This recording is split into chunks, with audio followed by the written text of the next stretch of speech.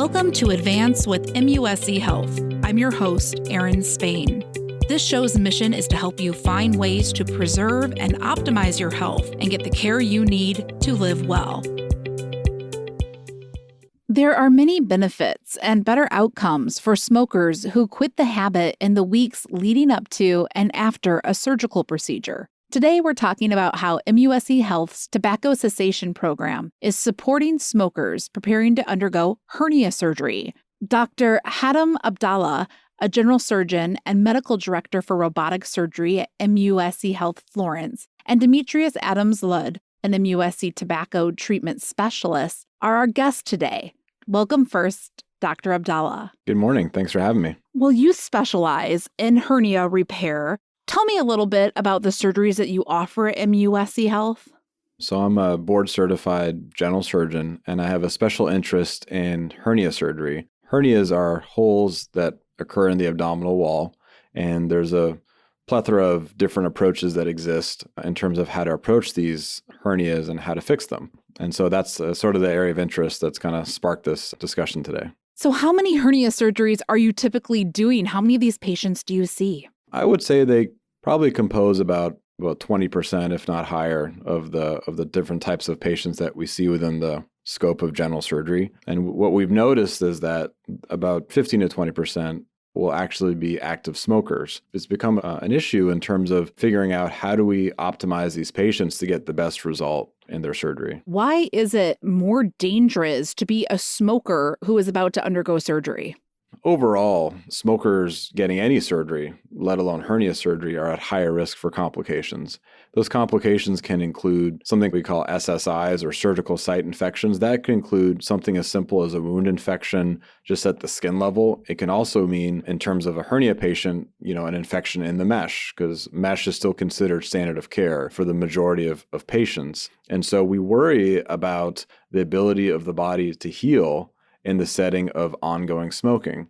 What people don't realize is that smoking itself actually causes the blood vessels that bring the oxygen to the tissue that you're trying to have heal, meaning, that tissue that you've operated on, and it actually causes it to decrease the oxygen perfusion, or the amount of tissue that can get that oxygen to help it heal. So you're already kind of handicapping the patient before you've even started by smoking and getting those things to heal after a surgery of any kind, let alone a hernia repair. Do you see this complication yourself in some of your patients?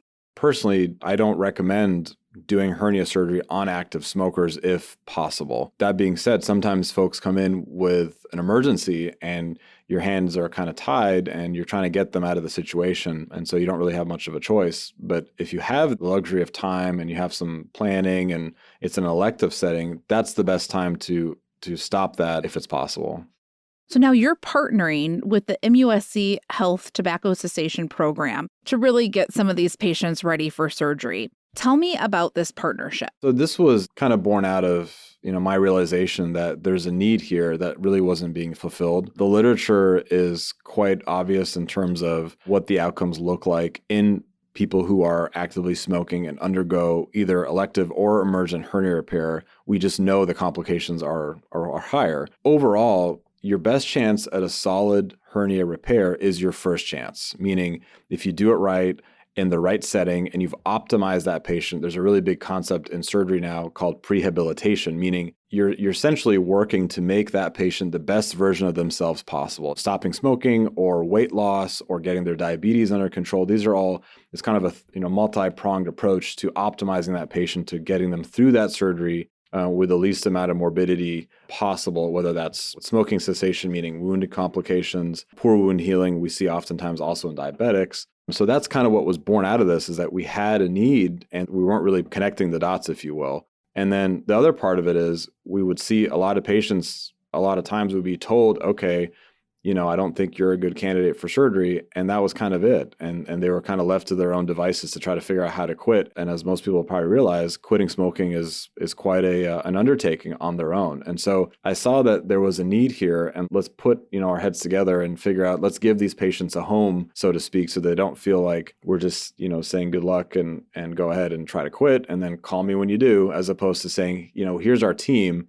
here's how we get you to quit. And I'd like to see you back and let's follow through with things and let's get you to that elective surgery that you need ultimately. And then with the added benefit of, hey, I was able to quit smoking as well. Are there guidelines that you have in place, how long they have to be smoke-free before or after surgery for you to proceed? Yes. So my requirement is 4 weeks, and that's actually born out of the literature from plastic surgery. Plastic surgeons, they obviously deal with large areas of soft tissue that they have to move from one place to another, such as flaps and things. That has really been studied rigorously in that literature.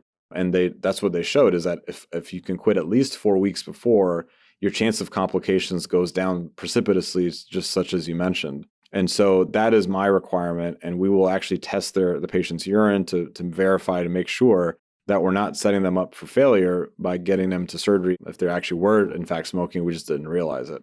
Just making sure that we're consistent and just being very transparent with the patient and saying, we are genuinely concerned about your health. I don't want you to have a complication that is potentially avoidable. Well, because there is evidence out there, there's studies that's been done showing that quitting smoking just 4 to 6 weeks before surgery and staying smoke-free for several weeks after a procedure can decrease the rate of surgical complications by 50%. That's pretty dramatic. Are you seeing that in some success stories and with your patients? Yeah, I think the nice thing now is that when family doctors send us patients, not only are they getting their hernias fixed, but also we're getting their patients to quit smoking, dual benefit. And yes, we have had success stories where as long as we sit down and explain it to the patient, provide the resources, they are willing to use those resources and those tools essentially to get through the process and get their hernias fixed in a safe manner that will optimize their chance of a good solid repair for life. I tell all my patients, we plan on doing this one time. And obviously patients who get recurrences, meaning the hernia comes back, or if they have complications, that can be quite an undertaking and quite a disruption to their lives. And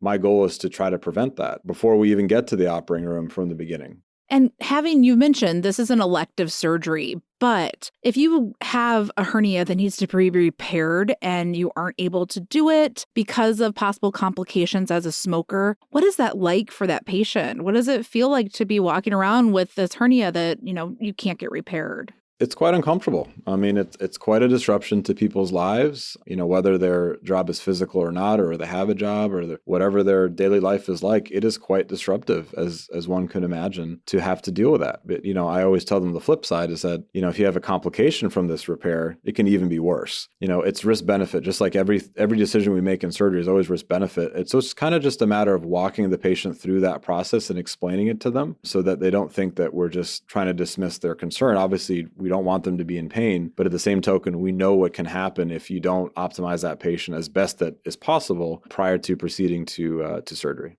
Now, we're going to talk more with Demetress here in a minute about tobacco cessation programming offered at MUSC Health Florence. But just tell me, what do you think about this program and the type of services that they're offering your patients? I think it's a fantastic resource that's unique to the region that has not been offered before. And we're proud of it because it now offers patients a comprehensive approach to their care as opposed to just, we have the technical know-how to fix the hernia. However, now we actually approach the patient in a holistic manner. And I think that's how medicine should be overall. You have similar programs in bariatric surgery, in other forms of surgery where you have multidisciplinary teams. Cancer obviously is another big one. Having a multidisciplinary approach to hernias is an invaluable resource to patients. There's over 400,000 incisional hernias that are done in this country every year. That's almost 500,000 people that have to go through an operation because they went through another one. And so anything we can do to optimize that event in that patient's life, we are excited for. And you're doing other things at MUSC Health to make hernia surgery a little bit easier for folks, including using a lot of robotic surgery. Can you tell me about that? We here at MUSC Florence, we have the Da Vinci Xi robot. My partners and I, we all do robotic surgery, specifically robotic hernia surgery. Anything from, a simple, straightforward operation all the way to the most complex abdominal wall reconstructions, all doing robotic surgery, which is a minimally invasive approach. The robot is an instrument that is under the surgeon's control that helps us better do the operation compared to traditional open or laparoscopy. Ultimately, the patients would benefit because we're using small incisions. The robot itself allows us to use a wristed articulation, meaning the tips of the instruments move even more than the human wrist can, and we can see a lot better compared to traditional modalities such as laparoscopic surgery. So that's been a game changer for the area in terms of our offerings to patients. The smoking cessation program, it just is a complement to that ability for us to kind of tackle, more complex hernias, but also optimizing those outcomes in the best possible manner.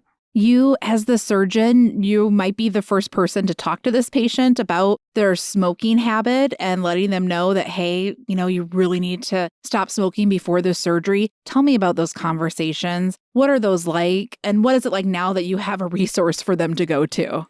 Initially, patients will come to you and they're expecting an operation because they have symptoms, they have a hernia. And so sometimes it's not always the easiest conversation to have with the patient because they have the expectation that you're going to just go ahead and get them, the surgery that they think they need. However, I think it's just a matter of kind of taking the time and walking them through and showing them that you truly do care about their outcome. And it's not just about doing another operation, moving on with your day. It's actually about getting that patient through the whole process and back to their activities of daily living in a meaningful way to decrease their chance of having a problem, ultimately, similar to the one that they came to see you with in the first place, which is a hernia. So how long are you willing to wait or work with the patient to get them to the smoke-free status? As long as the hernia that they have is not one that is, going to compromise their health in the immediate future, and that is based off of imaging studies, my clinical examination, evaluation of the patient. As long as it's safe to wait, I will wait. And I will work with them as long as they're willing to work. We are now joined by MUSC Health Tobacco Treatment Specialist Demetress Adams-Luddd. She is a social worker who helps patients at the MUSC Health Florence Medical Center and the MUSC Health Marion Medical Center quit smoking through behavioral changes and pharmaceutical therapy.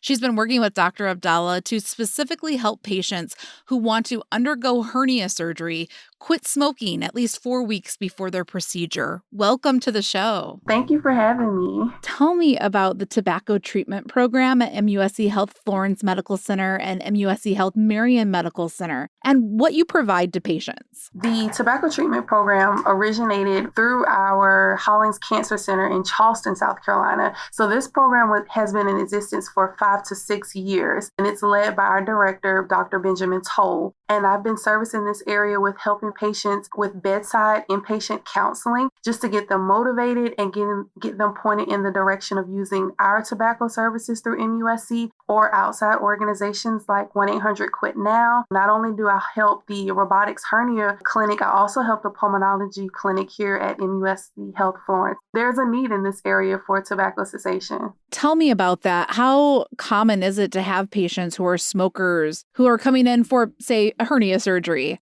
It is very common. Marion in the Dillon area, which is in Marion County, this is kind of the heart of where tobacco farm families, cultures of smoking kind of started in this state. I speak to generations of families who this tobacco, smoking cigarettes is what they know. They roll it, they farm it. This is a part of their culture. So it's been interesting learning about the history of tobacco, but I will say the prevalence of it is pretty high in this area. As far as surgeries, a lot of folks that I meet, they definitely have to quit smoking before surgeries. And it's becoming more and more common, which they may not appreciate, unfortunately, patients, but as a tobacco treatment specialist, I really appreciate the medical world going in this direction because the implications of having toxins in your body and having a surgery where your percentage of infection just increases, you just want to have a safe surgery. And if cessation is the way to go, even for 4 to 6 weeks, which obviously we would love a lifetime of cessation for folks, we want to be able to support them through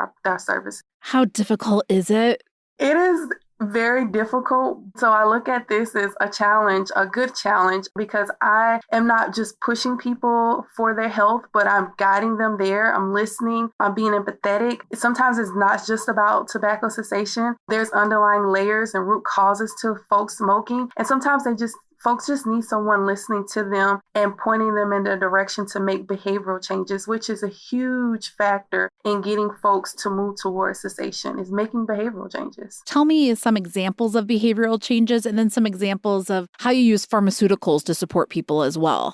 With behavioral changes, one of the first things I do when I'm speaking with patients, whether in an inpatient or outpatient setting, is we talk about triggers. I may ask them specific questions about who in your home uses tobacco products? How long have you used these products? When did you start using these products? When do you notice that you're using your tobacco products? And those cue me to know triggers. So triggers, for example, could be when I wake up in the morning, the first thing I get is a cigarette when I go to the bathroom or after I go to the bathroom, when I have a cup of coffee, when I'm stressed, after a meal, when I'm riding in the car, when I'm drinking alcohol. So we go through a ton of questions when I'm inpatient and even outpatient to just get familiar with our triggers. And then we move to asking a little bit more questions. Have you ever used NRT, which is the nicotine replacement medications, whether that's your patch, your gum, your lozenges? Some folks even try inhalers. And then I ask the other question, have you ever been prescribed medication from your doctor to help with cessation? And that may be using medications like your varenicline or Chantix, as most people are aware of, Zyban or Wellbutrin. And so those conversations kind of help move a direction and create a plan of